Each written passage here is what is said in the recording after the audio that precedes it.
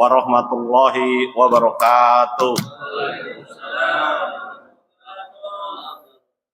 Alhamdulillah nahmaduhu wa nasta'inuhu wa nastaghfiruh wa na'udzu billahi min shururi anfusina wa min sayyiati a'malina may yahdihillahu fala mudhillalah wa may yudlilhu fala hadiyalah. Asyhadu an la ilaha illallah wahdahu la syarikalah wa asyhadu anna Muhammadan abduhu wa rasuluhu la nabiyya ba'dah. Allahumma sholli wa sallim wa barik ala sayyidina Muhammadin wa ala alihi wa ashabihi ajmain, amma ba'du. Yang sama-sama kita hormati Ketua DKM Masjid Darul Rahman Bapak Dr. Andes Wahyu Ridwan, para imam masjid, sesepuh Haji Arif dan Pak Haji Matsai, jemaah masjid sholat subuh, ibu-ibu semua, dan saudara kembar saya yang alhamdulillah hadir di tengah-tengah kita, saudara kembar. Ya, saya ngakuin karena kalau orang baik itu pasti kita mengaku-ngaku. Kalau orang jahat, siapa dia gitu. Tentu, dan juga yang tidak bisa saya sebutkan satu persatu dan tidak mengurangi rasa hormat saya, rasa tajim saya kepada Bapak Ibu semua. Tentu pertama-tama dan yang paling utama, marilah kita panjatkan puji dan syukur kita kehadirat Allah Subhanahu wa Ta'ala atas segala nikmat iman, Islam, dan sehat, sehingga kita masih bisa berkumpul melaksanakan sholat subuh, lanjut taklim, karena ini adalah orang-orang pilihan. Ya, tidak semua orang bisa hadir di tempat ini. Alhamdulillah ada Bang Helmi Joy, Bang Helmi ya.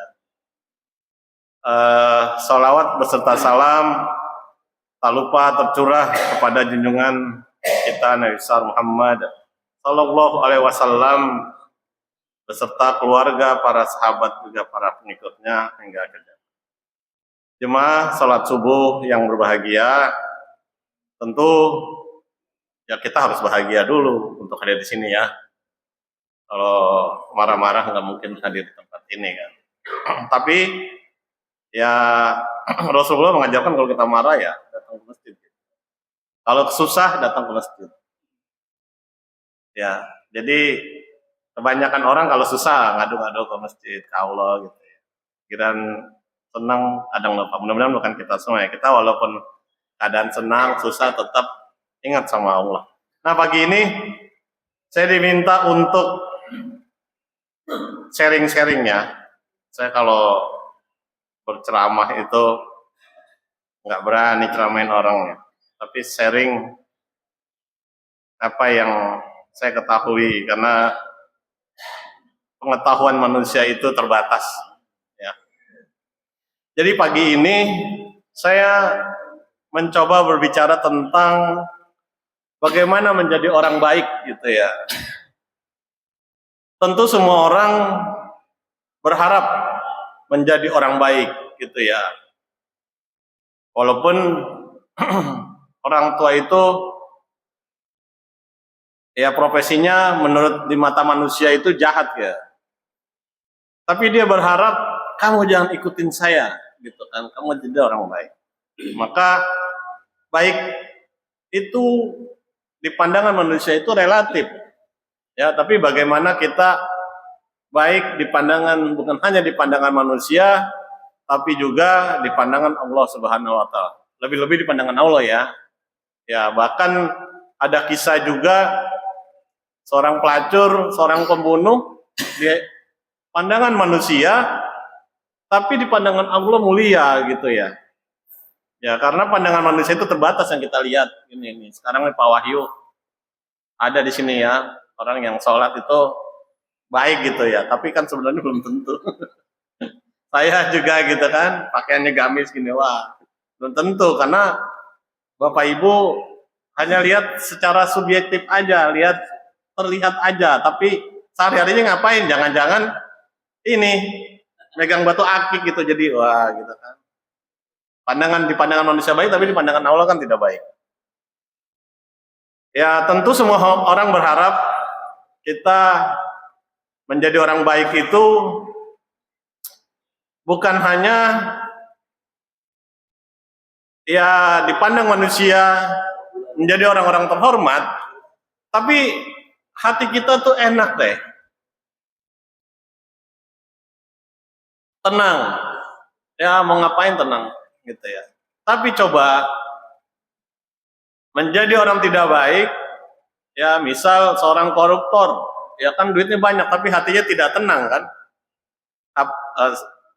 Ada polisi lewat ngumpet, padahal cuma lewat doang kan gitu ya. Ada keamanan lewat, karena hatinya tidak baik. Kenapa? Oh, polisinya. Jangan ngomong-ngomong komandan polisi itu ada ceritanya. Nanti ceritanya belakang nih Pak. Nah, jadi apa sih definisi orang baik? Ya tentu dalam bahasa etimologi. Kalau dalam bahasa Arab itu al-solih atau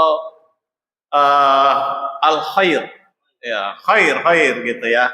Biasanya kalau orang yang meninggal itu setelah sholat, apakah jenazah alil khair, semua mengakui gitu, menjadi saksi, ya menjadi saksi di hadapan Allah bahwa ini nanti adalah orang baik gitu. Jadi al-soleh, ya maka karena biasanya doa kita tuh kepada laki-laki semoga jadi anak yang soleh, kalau yang perempuan itu soleha gitu ya. Jadi soleh itu lurus, Pak Haji, lurus, ya. Dan dia konsisten melaksanakan hal-hal yang benar, gitu ya. Ayo nak, mudah-mudahan kamu jadi anak yang soleh. Ya, karena harapannya menjadi orang yang lurus dan melakukan hal-hal yang benar. Ya benar di mata manusia, lebih-lebih di mata Allah Subhanahu wa taala. Kemudian al-khair. Al-khair adalah orang yang membawa kebaikan, khair, baik gitu ya. Tentu ya selain membawa kebaikan, dia juga membawa manfaat. Maka kembali ke fitrah manusia, di dalam hadis Nabi itu khairun nas anfa'uhum linas. Maka sebaik-baik manusia adalah yang baik dan bermanfaat bagi manusia lainnya gitu. Kemudian tadi secara bahasa ya, secara etimologi, bahwa orang baik adalah orang yang imannya benar. Ya kalau yang muslim tentu beriman kepada Allah, beriman kepada malaikat, beriman kepada Al-Quran, kitab, kemudian Nabi, kemudian beriman pada qadar-qadar, ada 6 ya. Seseorang yang imannya benar, amalnya soleh, akhlaknya mulia, serta bermanfaat bagi orang lain, dan semua itu dilakukan dengan ikhlas karena Allah Subhanahu wa taala. Maka menjadi orang baik itu enggak saat ini mau kampanye, ya enggak. Karena ada keinginan biar dipilih nanti nih jadi ketua RW, misal Pak Haji Parki di periode yang akan datang. Ya, jadi dia berbuat baik nih. Setiap hari Minggu biarin saya yang tanggung ini konsumsi gitu kan. Karena mau mendekati pemilu. Nanti setelah selesai ya hilang gitu deh, karena itu ya niatnya adalah hanya untuk tujuan tertentu gitu. Padahal sebenarnya menjadi baik itu ya berproses. Sama seperti Bapak Ibu rajin ke masjid, lebih-lebih subuh. Itu didikannya dari kecil. dibangunin. Ya dulu Pak Markiyat kecil-kecil itu dibangunin, kalau enggak diguyur air. Maka tuanya jadi terbiasa.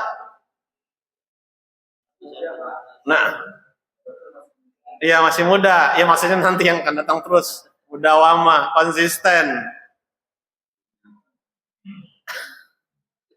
Ya, jadi secara istilah adalah yang memang imannya benar.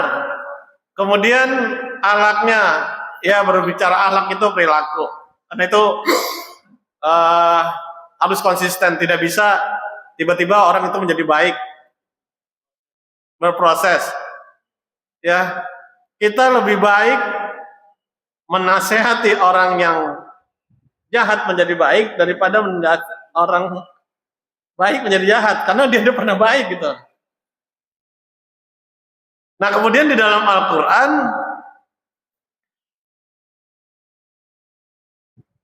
sesungguhnya di dalam Al-Baqarah ya,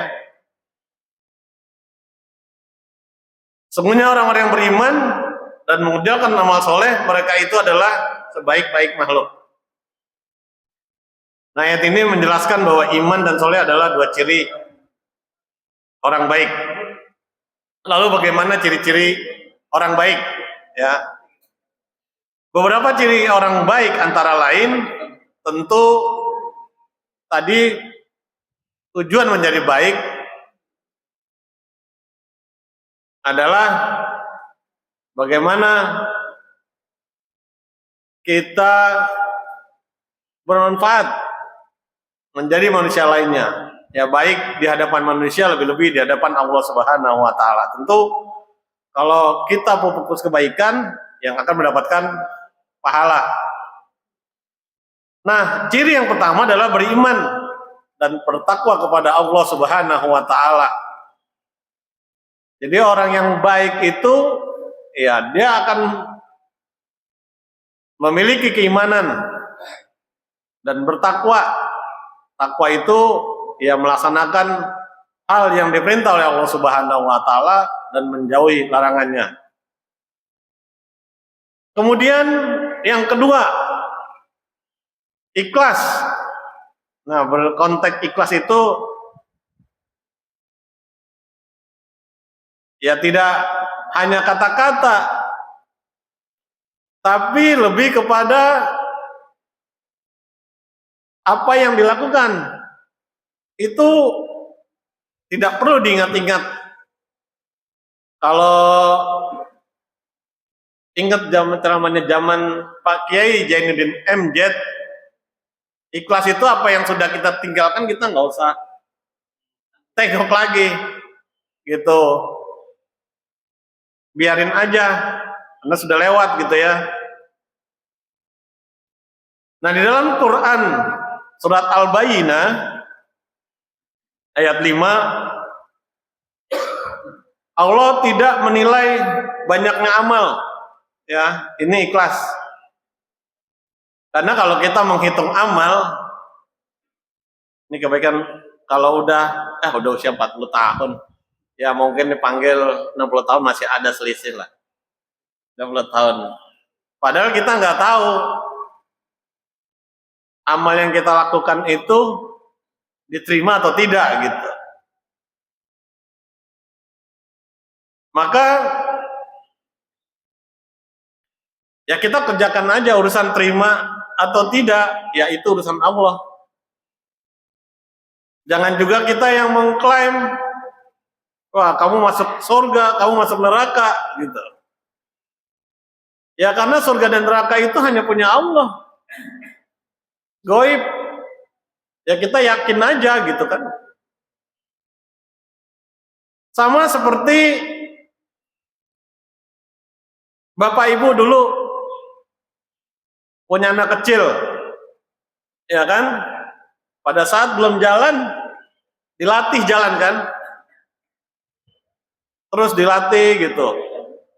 Urusan nanti jalannya cepat atau lambat ya itu berproses gitu. Anak saya aja dulu 2 tahun lebih, 3 tahun baru bisa aja dafa. Sekarang ganteng kayak bapaknya kan.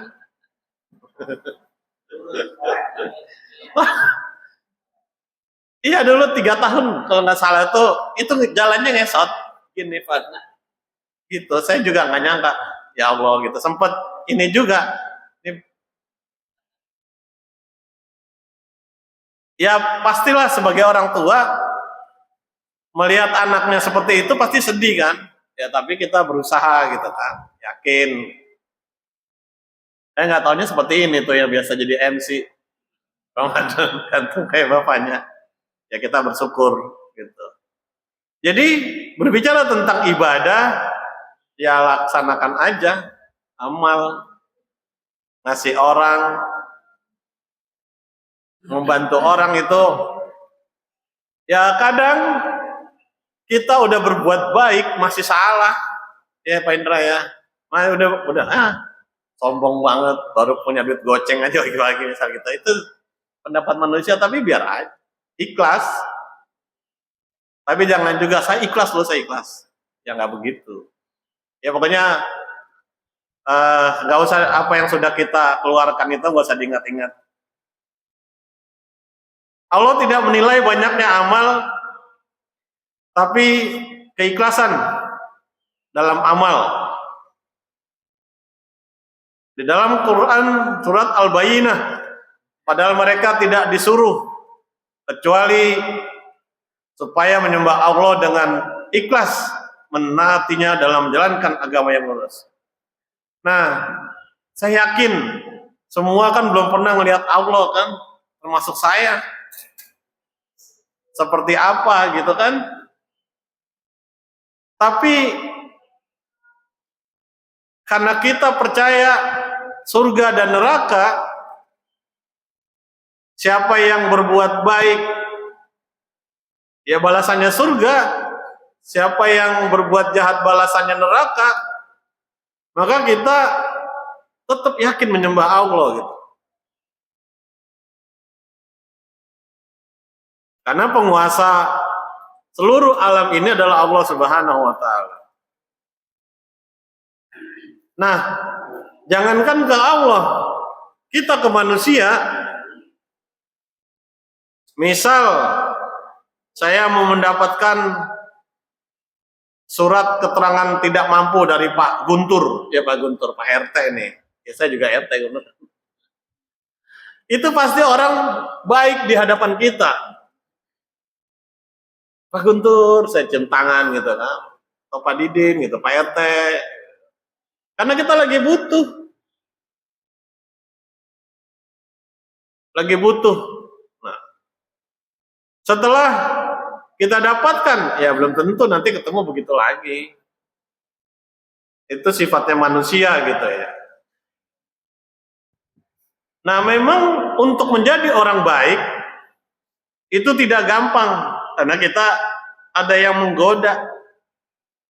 Kalau yang menggoda manusia mah ya dikepret aja gitu kan, diusir apa gitu ya. Tapi yang godanya ini setan. Setan aja itu menggoda manusia itu dari depan. Dari depan nggak kena, dari belakang. Belakang nggak kena, dari kanan. Dari kanan bisa jadi istri, anak gitu kan, dari kiri, dari atas, dari bawah, segala arah. Nah artinya apa? Setan yang dijamin masuk neraka itu udah mau konsisten. Masih siapa ntar yang nemenin saya nih si Didin kah? Pak Guntur, Pak Arif, Pak Haji Olik, kemudian Pak Haji Markiat nih harus nemenin saya nih gitu. Artinya apa? Dia yang ditetapkan masuk neraka aja konsisten, nggak menggoda terus gitu. Nah masa iya sih kita yang Allah jamin masuk neraka, masuk ke surga, nggak mau ya beribadah kepada Allah gitu ya. Nah kemudian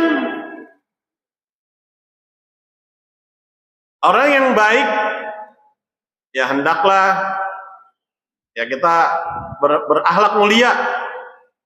Ya karena panutan kita, junjungan kita itu kan akhlak yang mulia, memiliki akhlak yang mulia. Di dalam hadis riwayat Tirmidzi, sesungguhnya orang yang paling aku cintai dan paling dekat denganku pada hari kiamat adalah yang paling baik akhlaknya gitu ya. Jadi nggak ngelihat orang yang paling ganteng gitu, karena ganteng itu relatif. Ya nggak Pak Haji? Pak Haji ini ganteng menurut istrinya gitu kan, menurut ibu-ibu kan belum tentu. Yang paling ganteng kata ibu-ibu suaminya ya Bu. Nah iya, yang paling ganteng siapa ya? Suami saya, kemudian siapa anak saya gitu. Pak Haji Arif nomor sekian, nomor 20 bisa jadi gitu kan. Karena di depan Pak Haji Arif ada yang lain lagi, Lee Mong Soo, siapa sih? Artis Korea gitu. Nah, kemudian kata Nabi bahwa berbuat baik bukan hanya kepada Allah, maka juga berbuat baik kepada manusia. Ya karena doa manusia itulah yang akan menyampaikan kita ke hadapan Allah Subhanahu wa taala, menjadi saksi. Nanti ya Bapak Ibu di hari akhir, ya kalau nggak ketemu saya bisa Bapak Ibu di neraka nih, ya tolong jadi saksi gitu. Ya kita menjadi saksi nih, kita ya menjadi saudara, saling, wah ini kata Pak Indra yang udah masuk surga, amin gitu ya. Cari-cari mana Pak Didin nih gitu. Ya Allah nggak ada Pak Didin, tolong carikan di mana dia gitu. Begitu juga nanti Pak Haji Marki semua, ya tolong tarik kita semua, siapa yang udah yang diantara kita itu masuk surga, tolong cari kita semua nih. Maka dengan kita berkumpul sini itu mengingatkan, itu lagi scanning kita tuh, siapa nih teman-teman kita nih, ya. Yang hari ini masih ketemu, ya dicatat. Yang hari ini masih ketemu, kita nggak tahu besok, lusa, siapa duluan dipanggil Allah. Karena pada dasarnya kita nih hidup hanya menunggu.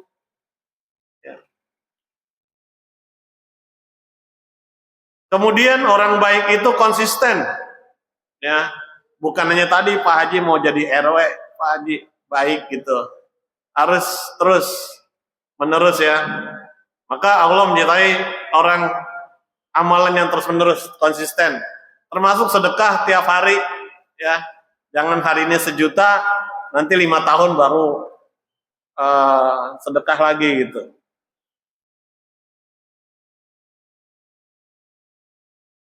Nah, menjadi orang baik itu tidak gampang. Ya, lalu apa dampak seseorang yang menjadi baik? Yang pertama pasti kalau orang baik itu ya selain dicintai manusia, dicintai Allah. Maka orang yang berbuat baik tentu akan mendapat cintanya Allah Subhanahu wa taala. Di dalam Al-Quran surat Al-Baqarah, sesungguhnya Allah mencintai orang-orang yang berbuat kebaikan. Maka siapa yang baik kepada Allah, ya jalan hidupnya dimudahkan.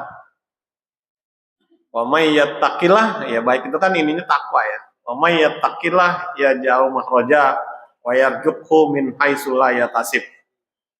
Dan barang siapa yang bertakwa kepada Allah, dicarikan jalan dari kesulitan, diberikan rezeki dari arah yang tidak disangka-sangka. Itu kepada Allah pastilah. Kalau kepada manusia gimana? Ya pasti.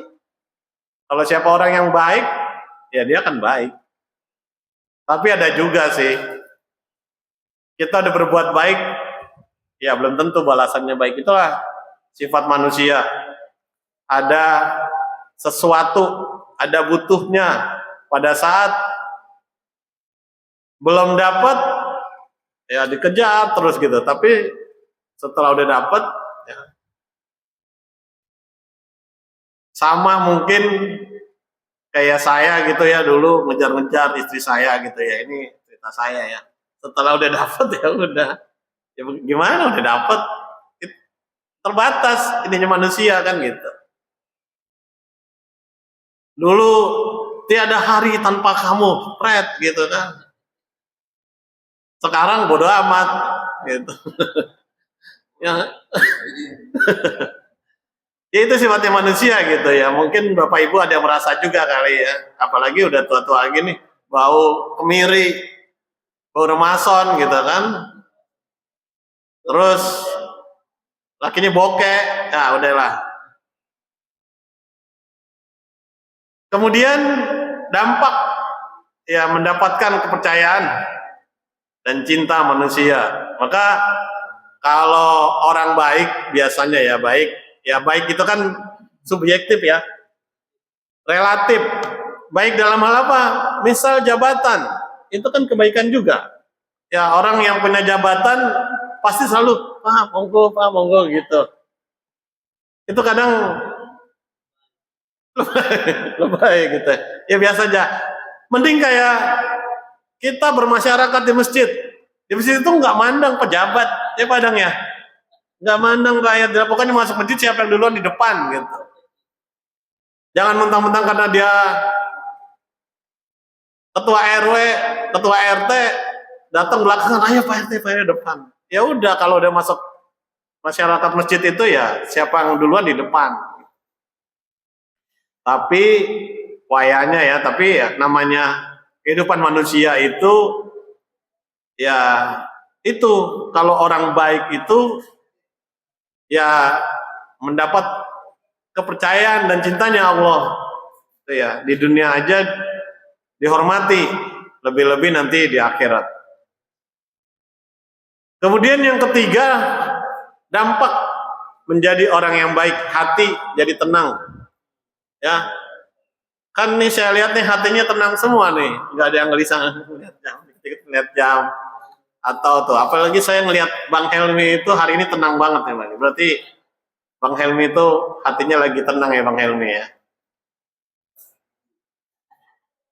Orang baik itu ya bisa menumbuhkan hati yang tenang gitu ya, hidup lebih bahagia gitu ya. Ya kan, ya Bu. Kalau suaminya baik, seneng nggak Bu? Seneng ya. Pasti seneng lah, harapan semua. Cuman masalahnya, ibu-ibu tuh, nih istri saya loh, bukan ibu-ibu, ibu itu, bukan ibu. Istri saya itu, kalau ngelihat saya di rumah, Pak Indra, itu didemin aja, dia main HP, nonton sinetron gitu ya. Giliran saya keluar dikit, mau kemana Pak? Gitu. Sama ya, gitu. Curigaan. Tapi mudah-mudahan ibu nggak curigaan ya Bu. Kalau istri saya tuh antara curiga sama sayang beda-beda tipis. Apalagi saya udah keluarin mobil. Mau kemana Pak? Ikut gitu. Padahal saya cuma muter Johar Raya doang gitu. Nonton sayur kemarin juga. Saya udah pamit itu. Jadi kemarin ya jalan-jalan lah agak jauhan ke sana gitu. Biasanya kan habis subuh kita pulang sampai rumah tuh udah tahu nih kalau sholat subuh kan keluar jam 4.45 ya. Nah sampai rumah paling enggak jam 5:15. Nah ini lakinya kok udah jam 6, setengah 7 nggak pulang-pulang gitu.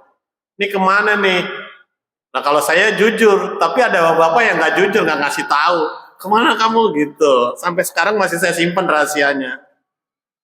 Ini cuma. Ya pokoknya itu deh, ibu-ibu ya. Semua atau istri saya aja saya juga nggak tahu ya. Kalau istri saya gitu, kalau ada di rumah didiemin gitu, dia main HP sendiri, sibuk sama pekerjaannya, Giran nggak ada, dicariin. Padahal saya di depan rumah di gang ketutupan pagar. Wah, panik gitu ya. Nah, kemudian yang keempat, dampak menjadi orang yang baik, ya. Maka setiap kebaikan, jangan kebaikan ya, kejahatan tuh lebih-lebih baik, karena akan mendapat balasan, ya. Manjaa bil hasanati falahu asru amsalihah. Siapa yang berbuat baik satu kebaikan, maka Allah balas 10. Ya. Setiap kebaikan akan dibalas oleh Allah, baik di dunia maupun di akhirat. Ya. Kemudian baik juga menjadi investasi akhirat. Ini saya yakin Bapak Ibu di sini tuh semuanya ya, apalagi sholat subuh berjemaah, bisa sholat subuh berjemaah itu luar biasa. Itu perjuangannya berat. Ada setan ya, yang satu bawa selimut, ya pokoknya yang satunya bawa tepung katanya gitu kan, subuh-subuh godaan subuh gitu. Karena tidak, bersyukurlah kita bisa hadir sholat subuh lebih-lebih tiap hari gitu ya. Itu tidak semua orang. Saya pikir saya sama Pak Zakaria nih yang jauh nih dari Johar. Pak Guntur lebih sana lagi Pak Guntur. Lumayan ada 100 meter ada ya, lebih ya. Satu gang 100 meter, 2 gang berarti 200 meter. Ya jalan pagi-pagi kan lumayan. Saya untungnya kalau lewat security tuh Pak Indra Hansip udah siap tuh. Berdiri. Saya udah mau dianterin, datang Pak Haji keluar, Pak Jarif. Ya, saya nggak jadi naik motor. Biasanya tiap hari tuh udah tungguin saya tuh. Ya, saya nggak tahu itu pandangan manusia, gitu kan. Artinya, itu kan dipupuk dari lama, bukan baru, gitu. Pak Haji Markiat aja lewat pos security, belum tentu dijemput sama security kan. Bener nggak? Pak Haji Arif depan rumah, Pak Haji mau dianterin. Ya, ya itu pandangan manusia subjektif karena ada keinginan. Ya saya nggak tahu keinginannya apa, tapi saya cuma lewat. Siapa yang jaga langsung berburu. Cuman siapa yang jaga, saya nggak nanya, anterin gitu loh. Siapa yang jaga? Pak Didin ayo siap. Ya udah naik motor sampai sini nih. Makanya saya kalau subuh keburu lah sholat 2 rakaat gitu ya. Jadi menjadi investasi bukan hanya di dunia dan akhirat. Apalagi ibu-ibu kalau masak bagi tetangga ya, pasti selalu diinget tuh. Kalau ibu nggak ngasih diinget, kok nggak ngasih lagi ya gitu. Nah kemudian, ini tinggal 10 menit. Berarti tadi berbicara definisi, kemudian ciri-ciri orang baik, terus dampak. Nah sekarang tantangan, ya. Karena menjadi orang baik itu nggak gampang, ya nggak gampang. Hati manusia itu terbolak-balik, ya kadang baik, kadang enggak, gitu. Tergantung situasi dan kondisi. Karena ada yang menggoda, ada setan yang menggoda tadi itu. Ya, kata saya, apalagi bulan Ramadan, kata setan, saya aja udah dikunci loh aja tetap berbuat baik gitu kan. Padahal dijanjikan setan itu di bulan Ramadan itu dibelenggu, tapi masih banyak kok manusia yang berbuat jahat gitu. Kata setan, kenapa gue yang disalahin? Emang lo aja gitu kan, artinya mau kita berbuat baik atau berbuat jahat itu kebiasaan. Maka tantangan ya menjadi orang baik itu yang pertama adalah godaan hawa nafsu dan setan. Nah, lebih-lebih kita ya hidup di era sekarang ya banyak godaan-godaan ya, ya baik teknologi gitu ya, pergaulan gitu. Pergaulan apa, anak saya aja, saya mencoba ya menjaga ya anak saya ada anak saya kuliah perempuan di Ciputat, ya jauh juga sih dari sini. Itu tiap hari saya antar jemput, Pak Indra. Jadi sampai rumah tuh jam 8, jam 9 malam. Ya kalau anak kedokteran itu ya Pak Jirit tahu. Pagi kuliah, ntar siang kosong, sore terus praktek. Sekarang dia lagi seneng semester 3 lagi latihan sunat katanya. Saya lagi latihan sunat. Ya tadi nanti ya kalau dia jadi dokter beneran ya kita adain aja sunatan massal di sini ya enggak. Ya alhamdulillah udah ada calon dokter di RW 06 kan gitu. Jadi nanti Bapak Ibu kalau sakit mau kontrol ya mudah-mudahan yang nggak jauh-jauh lah gitu. Nanti suruh praktek aja di sini. Ya enggak. Nanti obatnya kita patungan jemaah ya, beliin obatnya. Nah, biar jadi pahala gratis gitu. Di Angsana Raya ada praktek dokter gitu kan, itu ini ya. Jadi salah satu tantangan terbesar melawan hawa nafsu, bisikan setan. Nah, jadi yaitu karena pergaulan ya, satu kan anak perempuan, ya anak perempuan apalagi ya emang satu-satunya. Pak Haji kan gak punya anak perempuan. Ya, anak perempuan saya cakep, cantik gitu. Jadi saya jagain. Iya, karena saya suka godain mahasiswa saya, kamu cantik banget, makanannya apa sih? Saya suka gitu. Nah, jangan sampai anak saya gitu. Nah, padahal itu saya kosin, Pak Indra, anak saya. Saya kos, cuman kosnya nggak buat nginep. Hanya buat stay aja daripada dia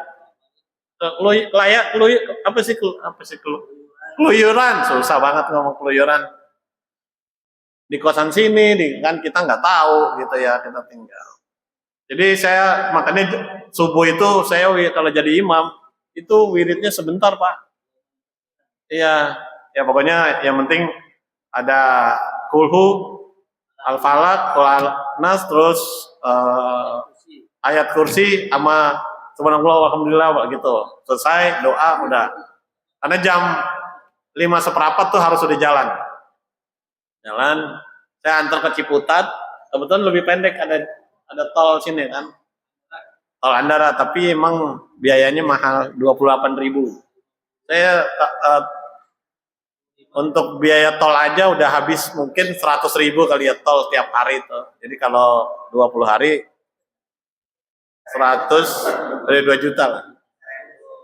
Nggak bisa ini. Ya udah ikhlasin aja lah, nanti Allah gitu kan. Dari Ciputat saya antar ke Menteng istri saya, gitu kan. Nanti dari Menteng saya tidur sebentar jam 7, saya ke kantor. Nanti jam 2 saya pulang lagi tuh. Nah, saya bilang, ya kan mana ada ya kantor jam 2 pulang ya Pak Indra ya. Cuman saya doang gitu. Pulang jam 2, tapi saya udah bilang sama pimpinan saya, pokoknya saya pulang jam 2. Kenapa emang Pak Didin? Saya harus jemput istri. Kalau mau rapat atau mau marah-marah sama saya besok aja gitu. Karena saya lebih takut sama istri. Saya bilang gitu.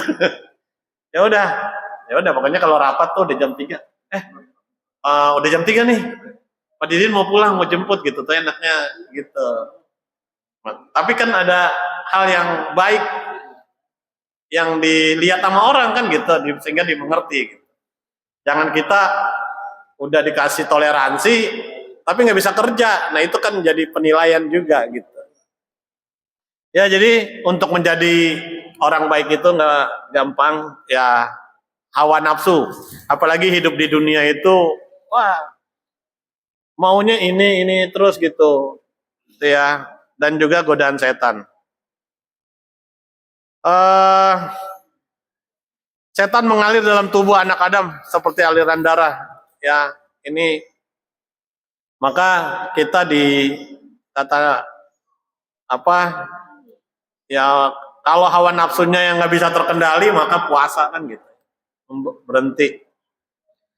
Kemudian yang kedua dampak ya, tantangan. Maka untuk menjadi orang baik bukan hanya konsisten, tapi kita harus memiliki lingkungan seperti ini. Ini lingkungannya seperti ini nih, baik. Ntar Pak Indra keluar dari sini deh Pak Indra, coba deh berubah lagi Pak Indra. Karena mati manusia itu ya terbolak-balik bagaimana lingkungannya. Kalau lingkungannya baik, ya baik. Kita di masjid nih, ingatnya akhirat mulu gitu. Tapi nanti keluar dari masjid, ya udah urusan dunia gitu. Urusan dunia itu nggak habis-habis ya. Ya kita yang bekerja itu bukan semata-mata bukan apa-apa dunia apa bukan, tapi dunia itu kan butuh dana juga, ya nggak ada yang belinya pakai terima kasih ya, beli Indomie satu terima kasih, nggak ada, pakai dana. Maka ya kita harus berusaha. Maka menjadi orang baik itu butuh lingkungan yang baik pula. Nah, apalagi orang baik itu ada di lingkungan yang kagak baik, dianggap aneh gitu kan, aneh gitu. Kalau ngomong kebaikan kayak orang bener aja, padahal kita lagi ngomong kebenaran gitu ya, kayak orang bener aja gitu. Ya itu karena pandangan manusia itu subjektif yang dilihat saat itu. Apalagi yang ceramah itu mantan reman, udah insaf gitu kan, lebih bagus kan. Ah udah nggak usah banyak ngomong, lu juga dulu kan gitu kan, kita nyampein kebaikan. Ya bagaimana ya para pendakwah itu kan, apa yang dia lakukan itu disampaikan, jangan gitu loh, gak bagus gitu kan. Kemudian yang ketiga, ya menjadi orang baik itu ya tantangannya ya ada bosannya juga gitu ya. Ada bosannya juga, bagaimana perjuangan dulu Nabi Nuh ya. Ya kan, Nabi Nuh yang uh, anak istrinya diajak dakwah iya dakwah kebaikan gitu ya, sampai bikin kapal besar. Lo bayangin di padang pasir bikin kapal besar kan aneh gitu kan. Maka pasti tantangannya timbul rasa capek, lelah, aduh ya, udah ngorbanin waktu ini, terus dibully pasti itu sifat manusia itu rasa lelah dan putus asa pasti ada. Jadi maka menjadi orang baik itu melelahkan. Lelah lupa sholat subuh ya kan, pagi-pagi kita yang harusnya tidur enak gitu ya, itu emang gak lelah ya. Tapi karena kita punya niatan, karena ada goal, ada tujuan, maunya surganya Allah Subhanahu wa taala, biarin lelah dunia, tapi nanti di akhirat bahagia kan gitu ya. Di dalam Al-Qur'an 139, dan janganlah kamu merasa lemah dan jangan pula bersedih hati, padahal kamulah orang-orang yang paling tinggi derajatnya. Nah, udah jam 6. Kemudian tantangan yang berikutnya ujian lisan ya dan ucapan manusia, yaitu ya fitnah, difitnah, apalagi lingkungan ya. Maka ini saya juga bingung juga ya, di kita di Konoha lah sebutannya orang Indonesia atau gimana, itu kalau ada orang baik yang mengingatkan ya, itu pasti Kak ya hidupnya dipersulit gitu ya. Nabi Muhammad dulu waktu sebelum jadi nabi itu Abu Jahal, Abu Lahab itu sayang banget gitu ya. Karena baik, jujur, sidik gitu ya. Tapi manakala menyampaikan akidah, ya kan? Menyampaikan akidah udah mulai. Kenapa? Orang biasa dia ibadahnya sama ini kok diatur-atur gitu ya. Ini belum jelas pamannya. Nah, gitu kadang tantangan menjadi orang baik itu dari lingkungan juga. Ya seperti itu. Kemudian yang terakhir, karena udah jam 6, maka menjadi orang baik itu tantangannya godaan materi dan duniawi sih. Ya, disogok gitu ya. Udah kamu nggak usah laporin ya, nggak usah laporin ini saya sogok. Tinggal kita apakah mau menerima atau tidak itu kembali ke diri kita. Intinya dari materi ini adalah tentu semua kita ingin menjadi orang yang baik. Ya, maka di dalam kata Nabi khairun nas anfa'uhum linnas, maka sebaik-baik manusia adalah yang bermanfaat buat manusia lainnya. Maka terus dipupuk karena kebaikan itu bukan hanya sekali saat ini tapi terus-menerus dan orang akan selalu mengenang. Orang itu akan lupa jabatan kita, orang itu akan lupa pada harta kita, orang itu akan lupa pada wajah apa, tapi orang akan ingat apa yang kita lakukan terhadap mereka gitu. Kalau kita memberikan kebaikan kepada orang itu, orang akan ingat. Tapi sebaliknya kalau kita berbuat jahat, orang akan ingat kejahatan kita. Maka pilihannya lah mau baik atau mau jahat. Kembali kepada Bapak Ibu semua. Ya demikian sharing saya di pagi ini, mudah-mudahan membawa manfaat. Dan saya juga bukan orang yang baik, tentu selalu memperbaiki diri gitu, karena setiap hari ada aja dosa dan kesalahan yang kita lakukan. Demikian, wabillahi taufiq wal hidayah. Wassalamualaikum warahmatullahi wabarakatuh.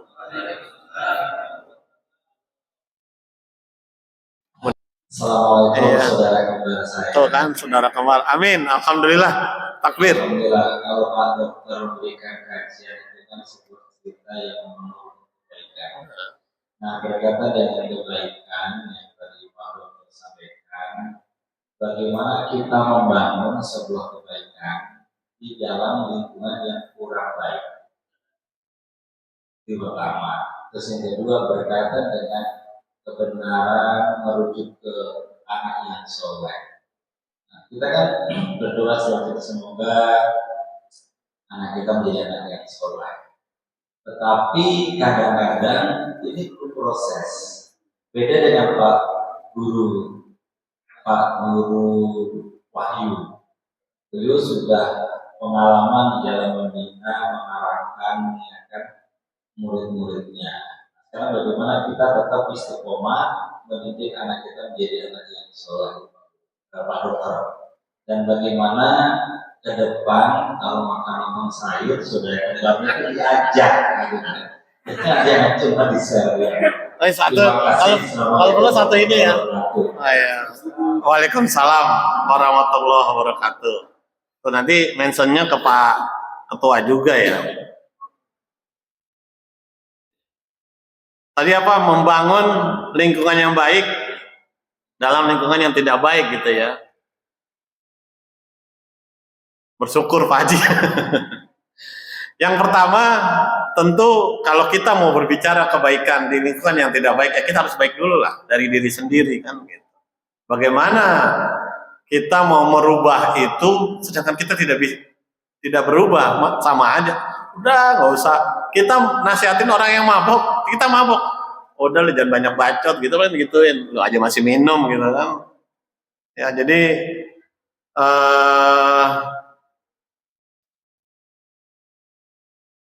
mengubah lingkungan yang tidak baik ya menjadi baik, ya tentu kita harus kembali ke diri kita sendiri ya. Ya begitu juga dulu kan bagaimana Nabi Muhammad berjuang kan di keluarganya dulu Pak Haji, dirinya dia terus sampaikan ke Siti Khadijah kan gitu. Aku ini loh, aku ini nabi gitu, ya kan? Gimana ceritanya bisa jadi nabi? Maka sebagai keluarga tuh harus mendukung apa yang dilakukan suaminya gitu kan. Kalau nggak tanpa dukungan keluarga nggak mungkin dia berdakwah keluar gitu. Terus baru anak-anaknya gitu. Maka eh, karena apa yang kita lakukan itu menjadi corong gitu kan.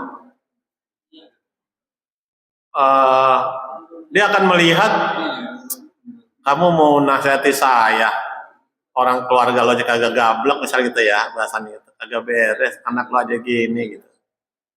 Tapi soal hidayah itu kan Allah yang punya, kita nggak bisa. Tapi kita udah berusaha gitu ya. Ya apa?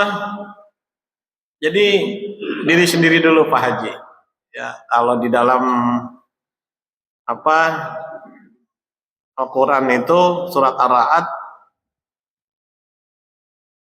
Innallaha la yughayyiru biqaumin gitu ya.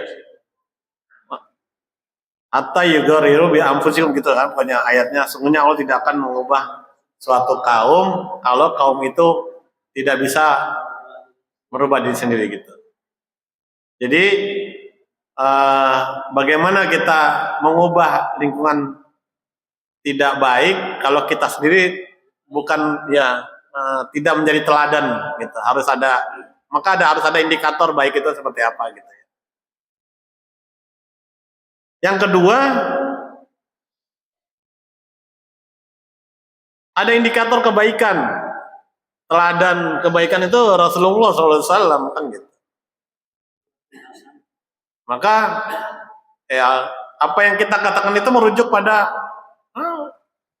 pribadi Rasulullah yang jujur, amanah, tablik, gitu. Bisa dipercaya gitu. Atonah ya bisa dipercaya. Dan yang ketiga ya karena memperbaiki itu tidak gampang, ya merubah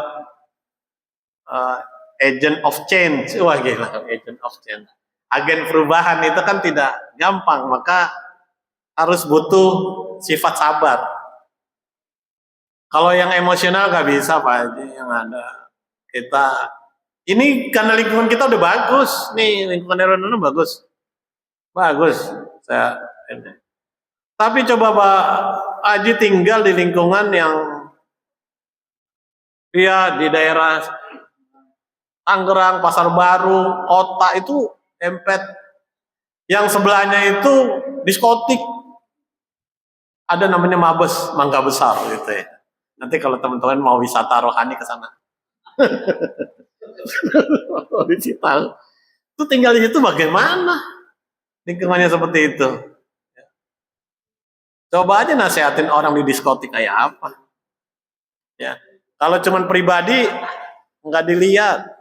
Maka kalau kita mau merubah kebaikan ya harus punya jabatan. Ya. Mau merubah kemunkaran itu harus punya jabatan. Kalau nggak punya jabatan ya kita doa aja dalam hati ya, mudah-mudahan dapat hidayah, mudah-mudahan terhindar dari bala gitu. Itu ya. Kemudian yang kedua, apa membina keluarga ya?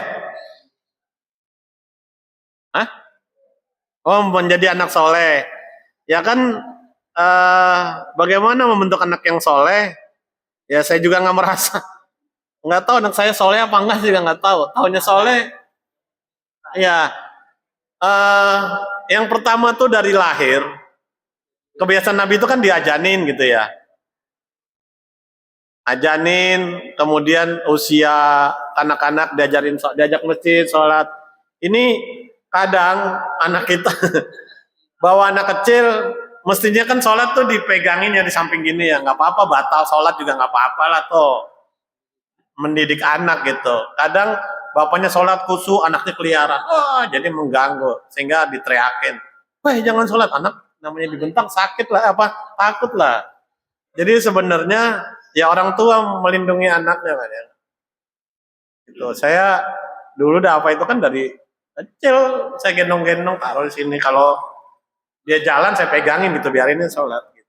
Ya urusan terima itu urusan Allah. Yang penting kita jagain anaknya bu, pegangin nih. Terus usia 7 ya kita ajarkan sholat ya, diajarin sholat yang benar. Nah usia itu kalau nggak sholat kita tegur, ya tentu kasih pendidikannya yang pendidikan agama gitu ya. Cuman pendidikan agama kita mahal ya Pak Indra ya. Masuk SD aja bisa sekarang mungkin 30 juta, 20 juta. Nah, tapi itu investasi keluarga soleh. Ya Pak Haji Market kan tahu bagaimana sekolah di Rahmania kan mahal ya. Nah kebanyakan kita tuh sayang uang gitu, padahal sebenarnya itu anak itu cobaan buat kita gitu. Kalau ada cahaya mata, ada anak itu cahaya mata, ada jadi cobaan. Jadi nah gitu. Jadi ya pilihan ada di Bapak Ibu yang masukin pendidikan yang agama. Kalau kita nggak mampu disekolahkan Islam, maka tambahkan TPA. Dulu zaman kita kecil kita inget deh, pulang sekolah SD Impres ya, Pendra. Kemudian siangnya kita ngaji di masjid, ada guru ngaji. Nah sekarang susah nyari guru ngaji, ya bagaimana bayar? Kalau dulu masih dibayar 25.000 ini, kan nilai 25.000 itu besar. Tahun 80, saya tahun 80 tuh 25.000 itu besar kan. Sekarang gaji guru 300 kita protes gitu, padahal 300 dapat apa gitu ya. Jadi saya pikir itu sih pembiasaan yang pasti Pak Haji juga harus jadi panutan anak gitu. Ya kalau ya benar.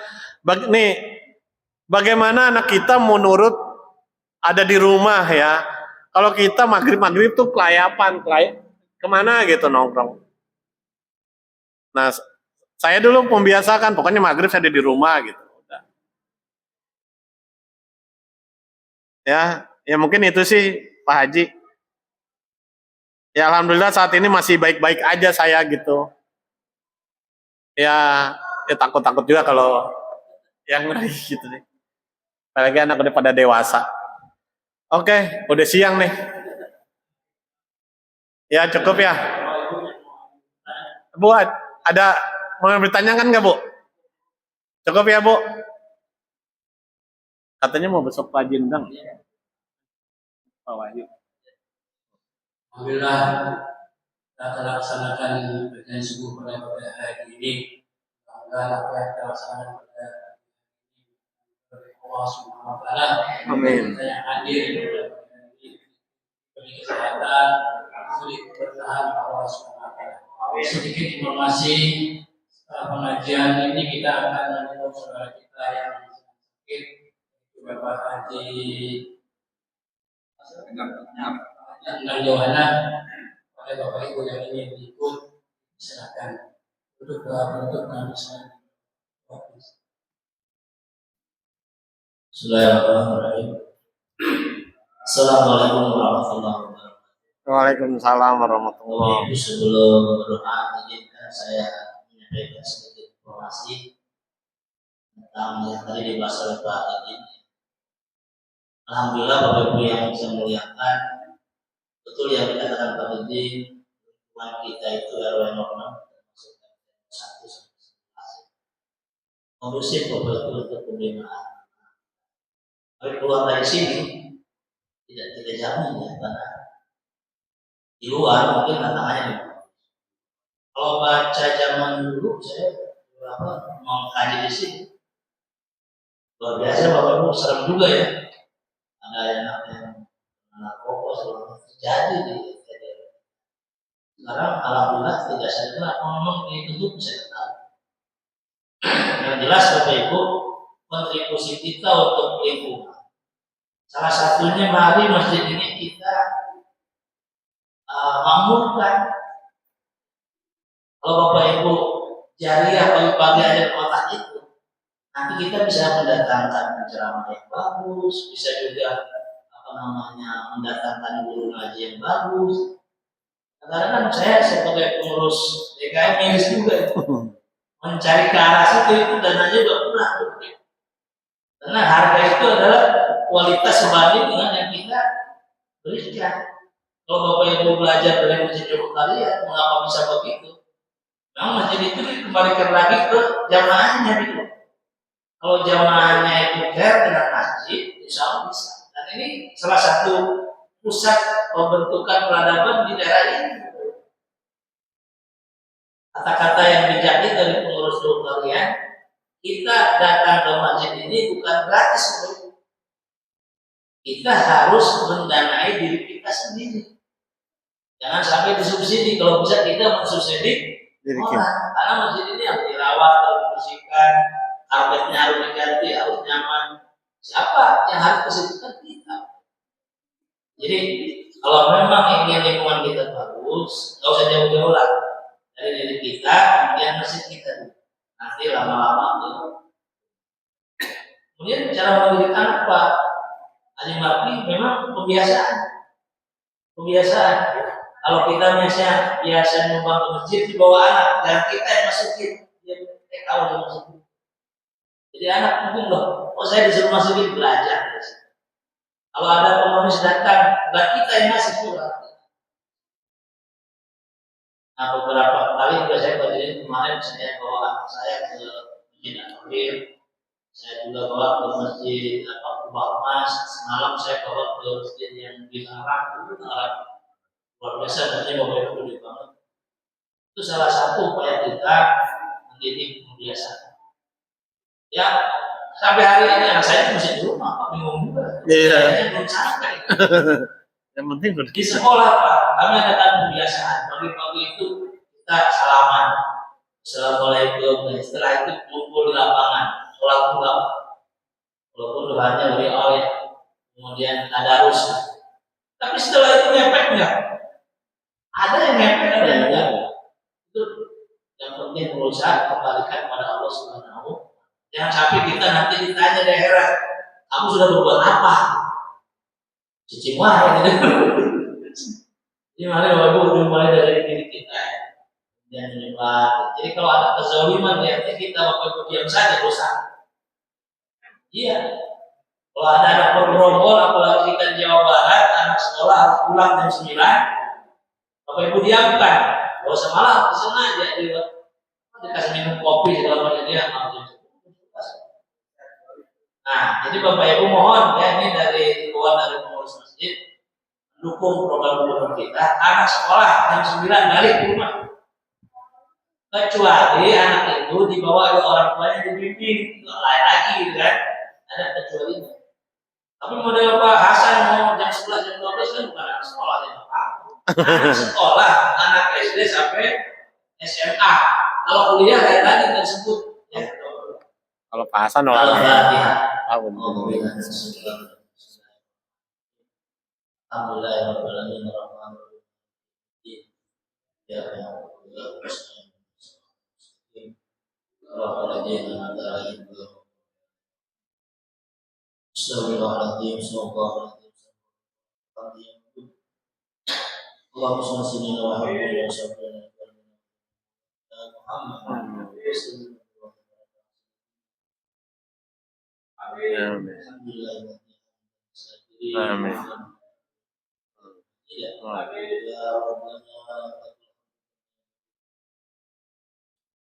Amin.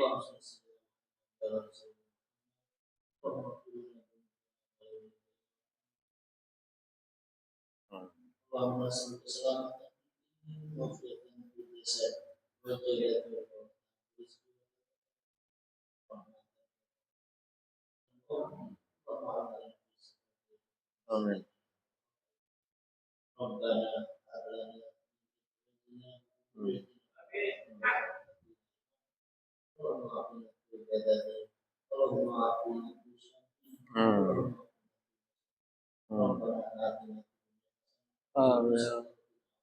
Amin.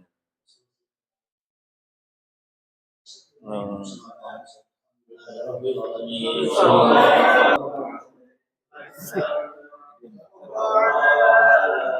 Udah selesai belum?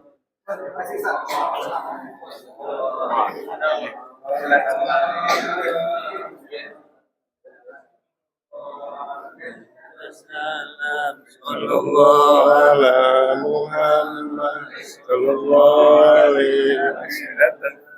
Pulang dia. Sallallahu alaihi wasallam.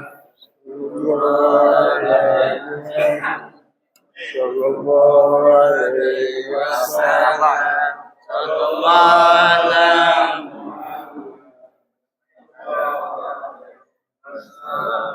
Sallallahu ala Muhammad sallallahu alaihi wasallam.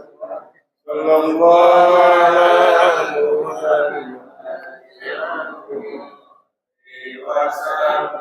sallallahu alaihi wasallam. Sallallahu ala Muhammad ya Rabbi salli wa sallim.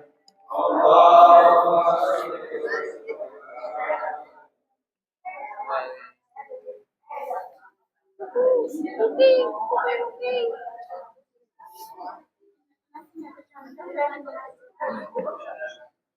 Papa, kan kami